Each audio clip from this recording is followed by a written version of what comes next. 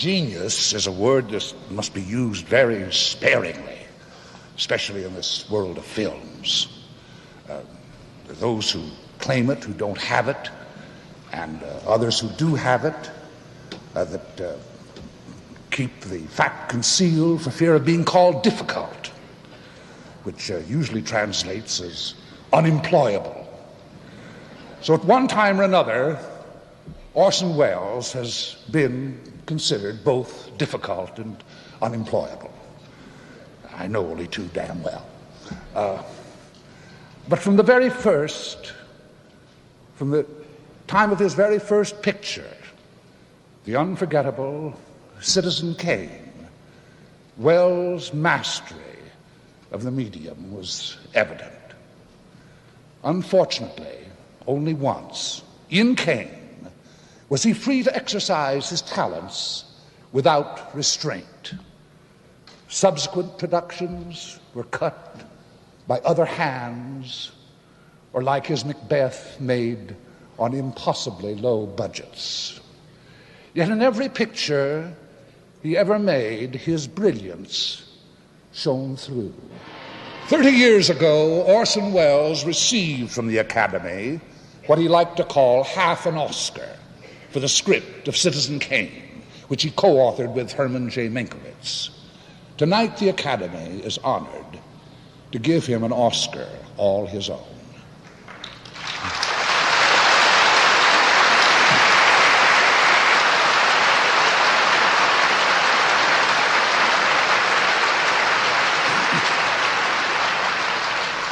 Earned through his glowing performances, through the inspiration of his direction, and because he is truly that most difficult, unforgivable, and invaluable of God's creations, a man of genius.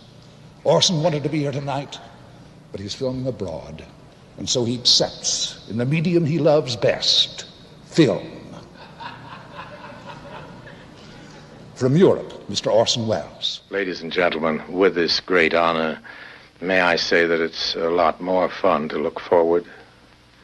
Looking backward over some 30 years in the movies is something that I like to do as seldom as possible, but I can't forget that I didn't spend those years alone. Every filmmaker knows how much was done for him and by how many. If I could call just half of all those who deserve it to stand beside me now in front of this camera just to get them in one shot, we'd need Cinerama. It'd be quite a crowd scene. As for the public, I hope that they will understand why this is the more precious just because it does not come to me from them, much less from the critics, but from movie people themselves, the ones who love movies most. We need the public. The public doesn't need us. That's the truth of it. We don't really fill a pressing popular need. We try to create it. And if we didn't love movies as much as we do, if we weren't a little crazy on the subject, there wouldn't be any movies at all. I treasure this award as an expression of this happy lunacy. And may I accept it, please, not so much for what I may have done as for what I hope to do. God willing, I'm going to make some movies that deserve it. Meanwhile, this encouragement is very welcome.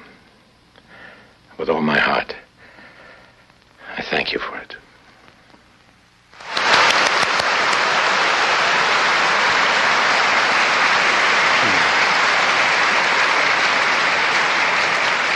Happy lunacy.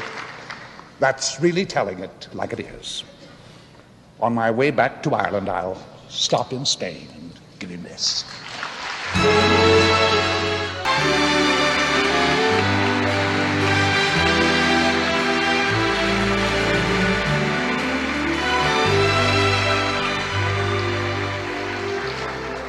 Thank you. I'm sorry I couldn't be here last year. I'm delighted to be here tonight. Despite the proliferation of awards these days, Oscar remains the one symbol of achievement in the entertainment field that is recognized all over the world. The nominees for Best Performance by an Actor in a Supporting Role are Richard Castellano in Lovers and Other Strangers, John Marley in Love Story, Gene Hackman in I Never Sang for My Father, Chief Dan George in Little Big Man, John Mills in Ryan's Daughter. May I have the envelope, please? Thank you. The winner is John Mills in Ryan's Daughter.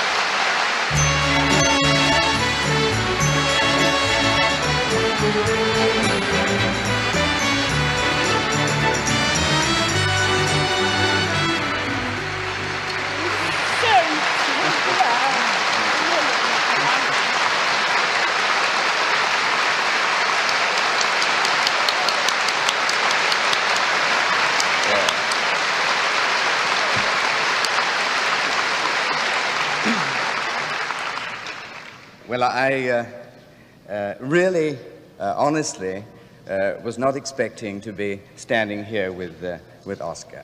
I really was not.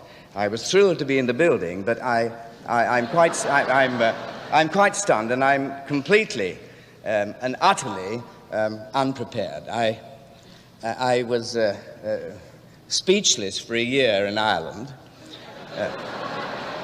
and I'm utterly speechless at this moment, but I do want to say that I think it's a wonderful choice for me. I mean, I really am terribly, everything sounds like a cliche, but I'm really enormously thrilled.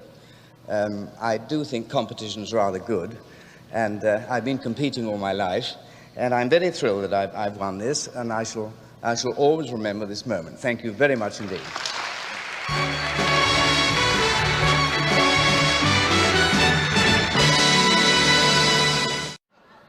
We're constantly being asked, who does Hollywood have today who can match the brilliance of a Bette Davis, the beauty of a Greta Garbo, or the magnificence of a Katharine Hepburn?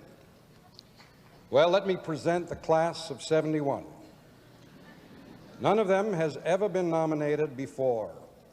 Some of them are making their first appearances on the screen, and all of them are superb actresses. The nominees for Best Performance by an Actress are Carrie Snodgrass in Diary of a Mad Housewife, Glenda Jackson in Women in Love, Sarah Miles in Ryan's Daughter, Ali McGraw in Love Story, Jane Alexander in The Great White Hope. The envelope, please.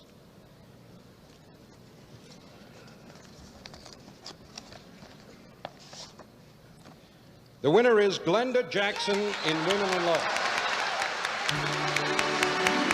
Accepting the award for Glenda Jackson will be Juliet Mills.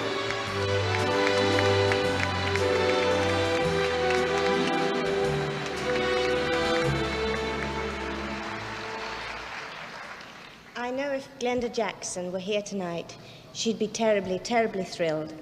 She's 100% a professional, and this is a great night for professionals. I know she'd like to thank you most sincerely for this great honor. Thank you.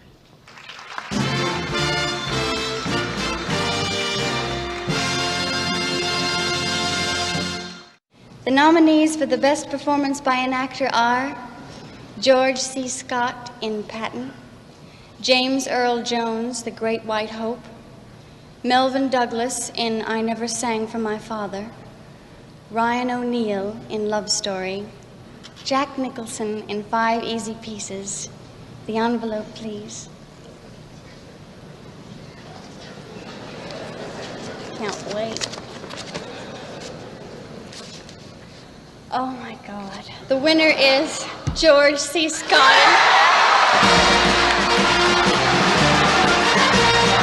Accepting the coveted award for Mr. George C. Scott is the film's producer, Mr. Frank McCarthy.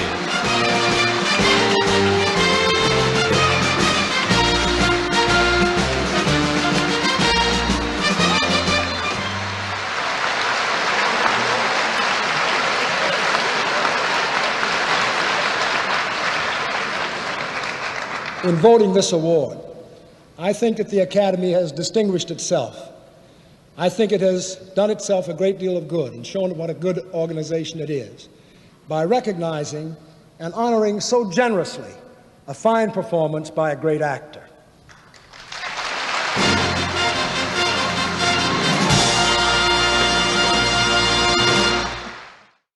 Long before Love Story, there were many other highly romantic stories on the screen.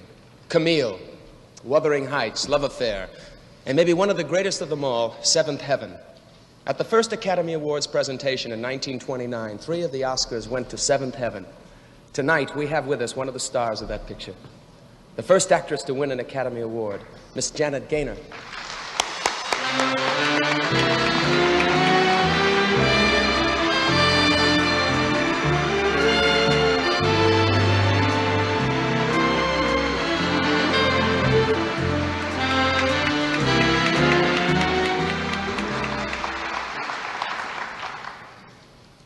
The set where I made most of my pictures is now Century City, and the bean fields I used to pass on Wilshire Boulevard going to work are now high-rise apartments. But the pictures themselves are still being shown to film students today. Pictures directed by such talented men as Frank Borzage, F.W. Murnau, and Raoul Walsh. Brian? This year's the nominees for Best Achievement in Directing are Federico Fellini for Fellini's Satyricon, Arthur Hiller for Love Story, Robert Altman for MASH, Franklin J. Schaffner for Patton, Ken Russell for Women in Love. Would you do the honor, Miss Gaynor? Thank you. I can't open it. There. The winner is Franklin J. Schaffner for Patton. Accepting for Mr. Schaffner will be Carl Malden, who portrayed General Omar N. Bradley in the film.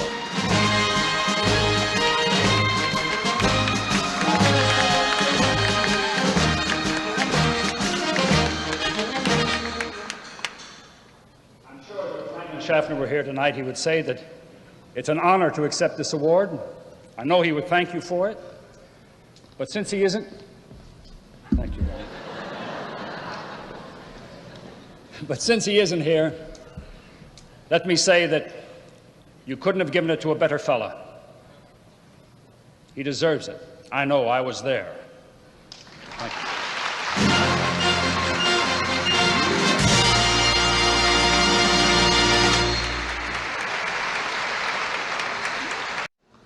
My job tonight is to announce the 43rd Annual Best Picture Award. The first was Wings. The 42nd winner was Midnight Cowboy. And in between the winners included such purely escapist films as Grand Hotel, It Happened One Night, Around the World in 80 Days, musicals such as The Great Ziegfeld, The Sound of Music, My Fair Lady, West Side Story, Oliver, spectacles like Gone with the Wind and Ben-Hur, Lawrence of Arabia, Bridge on the River Kwai, classics like Hamlet and Tom Jones, pictures about ordinary people like Marty and Mrs. Miniver, The Best Years of Our Lives, pictures of human significance like All Quiet on the Western Front, From Here to Eternity, On the Waterfront, A Man for All Seasons, and some that defy classification, Going My Way, All About Eve, Rebecca, The Apartment, and Casablanca. It's a pretty impressive list, isn't it? And the most impressive thing about it is its great diversity. The 5 nominees for the Best Picture in this, the 43rd year, display an equally wide range of content and approach, which is a healthy sign for both the movie makers and the moviegoers. The films are Love Story, produced by Howard G. Minsky.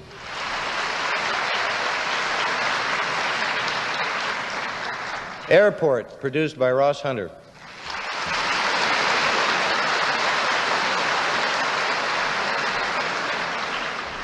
Five Easy Pieces, produced by Bob Rafelson and Richard Wexler.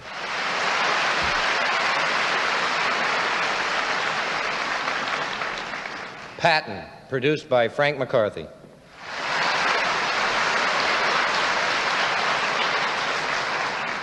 MASH, produced by Ingo Preminger.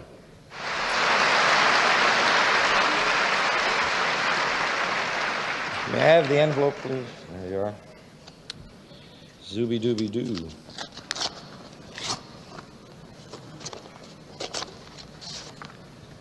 The winner is Patton, Frank McCarthy.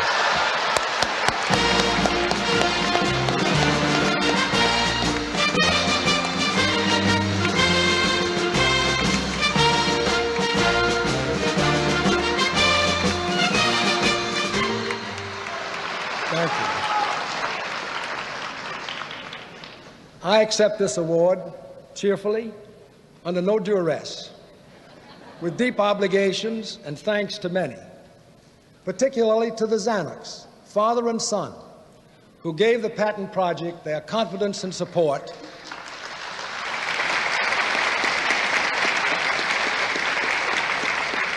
during the 20 years which have elapsed since I first proposed it. Thank you. Thank you, thank you.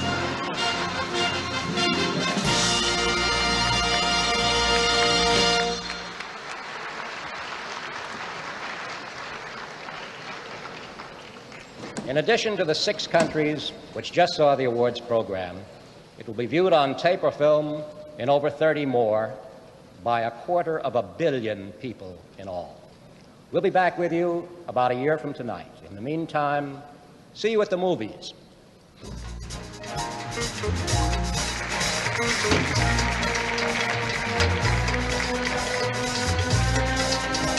The 43rd Annual Academy Award, brought to you by Improved Maxim, now with even more fresh perk flavor. And by Listerine Antiseptic, kills germs that can cause bad breath, lasts for hours. And by Texaco, and the many thousands of Texaco retailers and distributors in all 50 states. Hank Sims speaking.